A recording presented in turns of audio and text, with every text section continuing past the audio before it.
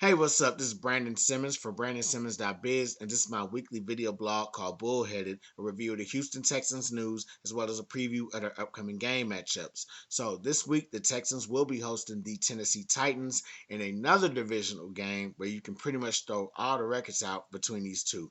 But we'll get into that in just a few moments. I want to start with a very, very quick Week 7 recap and observation that I have. So, it's going to be a little bit short for this one. I was, saying I went to the bar to go watch the game, and I ran into my old boss. So, I was pretty much chopping it up with him. What I'm saying? We were shooting pool, what I'm saying? All that good stuff. And so I wasn't fooling too much of that game. Plus, there was there was something going on my Facebook, so I really wasn't too worried about posting the halftime notes. But I can say that I did see Michael Jackson on Halloween weekend. So shout out to my old boss Michael Jackson, man, and that is a true story. I used to work for somebody named Michael Jackson. If you know, you know. Anyway, um, so yeah. Anyway, just some quick observations about the game when I actually like just kind of looked at the highlights and everything, just kind of see what some of the things were being done. And so to me, Mills, he made some big throws. Obviously, they're going to show those in the highlights, but I like the fact that it was to like different receivers. He got Cooks a couple of catches. Collins had a catch. They tried to get him going before he got hurt, and also Dorsett had a couple of catches, including the touchdown catch. So, and it was Mills' like first 300-yard game of the season, if I'm not mistaken. Um, so yeah, a big valiant effort. Just it just was not enough. So and I'll get into all that. Well, actually, I can just say it. Like, um, from what I did see, they just couldn't contain Josh Jacobs. He was just having a field day, and that obviously led to the play action, which kind of just what not kind of it did it tore us up a lot. So what I'm saying, it is what it is. Got to move on from that game and everything else. Couple of other news items that I'll touch on before we get into the game stuff. So Kamu Grugier-Hill, he was released this week. It's reportedly a mutual thing, and the team just kind of want to see a little bit more Christian Kirksey and Christian Harris on the defensive side of things. So I pretty much like I liked KGH, man. I love Grugier-Hill. I thought uh I thought he really performed while he was with this team the couple years that he was here. So yeah, I'm gonna hate to see him leave. Hopefully he goes somewhere outside of the division because I'm tired of our former players going within the division and helping these teams out. But anywhere outside the division, I really do want to see him thrive. Hope he has and hope he continues to finish the rest of his career, And if he comes back to Houston, come on back. You know what I'm saying? But yeah, definitely good luck and best of wishes to him. Um, Possible Brandin Cooks trade. A lot of those rumors been coming around, and last week I kind of heard them, but I didn't really pay no attention to them. It was a big trade week last week. I told you about. Everybody knows about Christian McCaffrey and Robbie Anderson and them, and so now, things seem to be heating up a little bit more. A lot more rumors are coming around from pretty much a lot of interesting rumors popping up for real, and a lot of trades have been done as well. So. Um, I think as far as wide receivers go, the biggest one was like Kadarius Toney being traded for the Giants, and so with Cooks out there along with Chase Claypool, Jerry Judy, it's possible he could really get moved. Um, and it's tough also because at this time, um, Nico Collins got hurt in the Raiders game, but he's listed as questionable for this Sunday's game after he recorded 3 DMPs. So it's going to be it's going to be it's going to be interesting to see what kind of decision they make. I think they lean towards trading him, knowing that what I'm saying, our rebuild is is going to take a little bit, probably another year or two, to be honest with you, and maybe he's not. you know what I'm saying, maybe he's not in the mindset of like staying for that. You know what I'm saying? Because Cooks is a very much accomplished receiver.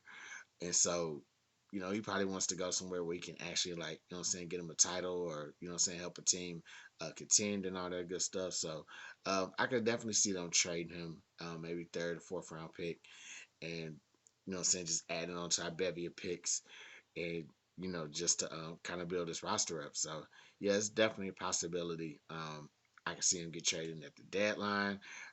If he doesn't get traded at the deadline, I'm not sure how they're going to do it in the off season. They could trade him, but usually around the off season, like teams are quick to cut you as well. So, and I haven't seen his contract either. So depending on how much money it is, he could be just flat out cut by a certain date. But you know what I'm saying? We'll see what happens then.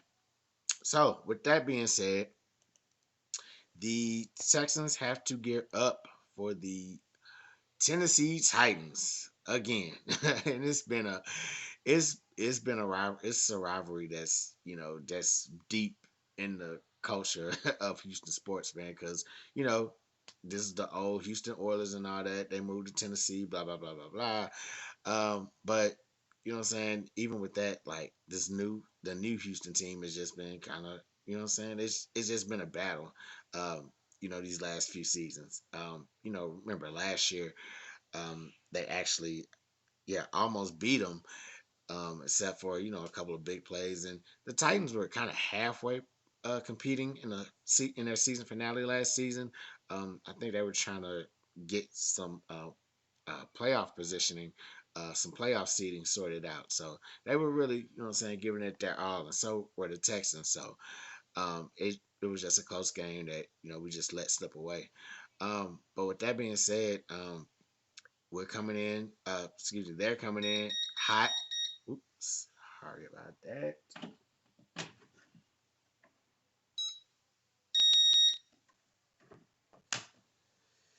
All right, had to get that knocked out. Glad, glad I had a quick recap. So anyway, like I said, the Titans, um, they started out a little bit, bumpy, but now they're on a 4 game win streak. They're coming into Houston to try to extend that. And, you know, this is just like the Jacksonville game. This is another game where you can just pretty much throw out all the records because these two teams, they will fight. And well, we all when we say that, we all kind of remember the Andre Johnson, Cortland Finnegan scene. So, but that's just how competitive these games can actually be. So with that being said, man, despite all the any whatever injury that there may be, whatever trade rumor that there may be, that's not even going to matter come this Sunday because the Texans, they're likely going to put their best foot forward on this one. And so here's some things that they need to do to actually pull this W out. So first thing, defense cannot be beat by the play action at all. So as I mentioned earlier, in the Raiders game, a lot of the big plays that they had early on in the first quarter, play action based. You know what I'm saying? And simply for the fact that they couldn't contain Josh Jacobs. Well, Derrick Henry is a wee bit better than Josh Jacobs, in my personal opinion, and probably a whole bunch of other people's opinion. So yeah, he's very much still a factor. He started off a little rough this year as well, but last 3 games he's been over 100 yards. So 3 straight games over 100 yards. You know what I'm saying? He's heating up. He's getting in the Derrick Henry rhythm, which is a bad thing for a lot of defenses. So. With that being said, they're gonna go to the play action. They're gonna draw him. They're gonna use him to draw the defense in, and use the play action against the defense against us. So like the play action is not just something that's been happening in the Raiders game. I think in Jacksonville it was a tough thing that was going on. It was a tough thing we couldn't manage. I think maybe a little bit of the Chargers game. I don't want to go too far back, but yeah, they defense cannot be drawn into that. They have to have a plan to neutralize that. You know what I'm saying? They have to recognize like, what formations is coming in or, what kind of signals they letting out to, let them know that this is an actual run or this is actually going to be a pass. Because once you get drawn into that, I mean, I haven't heard too much about the Titans receivers. They gave away AJ Brown in the offseason. No Julio Jones there this year. But you know what I'm saying? Like any receiver that can get open, they'll get open and they'll smoke you. So definitely have to worry. Definitely have to focus on neutralizing the play action attack. Um, Second thing the Texans got to do is convert, convert, convert. So this is a weird stat I found out about the Titans. They are third and excuse me, they are first in third down conversions, but they're last in the fourth down defense. So like their third down conversions, third down conversion defense. I think it's like around 27%. Um, they're first in that. Sorry, they lead the league in third down conversion defense. But they're dead last in fourth down defense. So third down conversion defense is around like 27%. Fourth down defense is about 80%. Crazy, it's crazy. You know what I'm saying? So um, the key to that is the Texans are going to have to keep the downs manageable downs. So like a third and five or less, or six and less, third and six or less. You know what I'm saying? Things like that. If it gets to a crucial moment where it's quote unquote four down territory, then yeah, you're gonna have to chip away on the third downs a little bit, and we have the running back to do that. We have the running back to convert on those fourth downs. So um, definitely keep those manageable. Keep the third and shorts and make it and keep it at fourth and shorts, things like that. Because you want to convert them. You know what I'm saying? Keep them on the field, and so eventually you keep them on the field long enough. That third down conversion, that best third down conversion defense is not going to look their best after a while. So just keep converting um, on third downs whenever you get the opportunity. And when it gets to that four down territory, make sure it's at a manageable pace so you can convert those. And also, Titans defense gives up like 6 yards, 6 yards of play, which is that's a crazy number to me. Like 6 yards, like let me let me just double check this because I oh my god, just watching, like just seeing that is crazy. Like so, with that being said, not to hold y'all too long, um, yards per this is a yards per play. Yeah, dead even six. So, and that's not even the worst. They're like I think they're like fourth worst or whatever at giving up that much yardage per play. So it's definitely a manageable. It's definitely an opportunity there to keep those those later downs manageable and convert on those. Also, last thing, third and final thing Texans got to do is keep the Titans out of the red zone. So their offense has an 80% red zone success. However, which is similar to their third and fourth down conversion numbers, defensive conversion numbers. They have the third worst red zone attempts.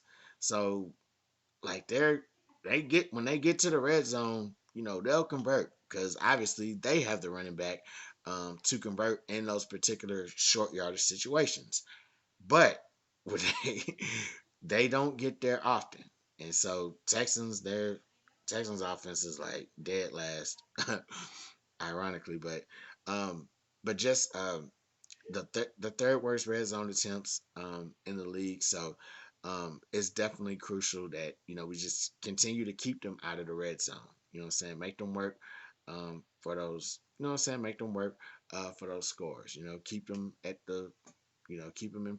Don't even keep them in field goal range, but just keep them out of the red zone as much as you can. It's simple as that.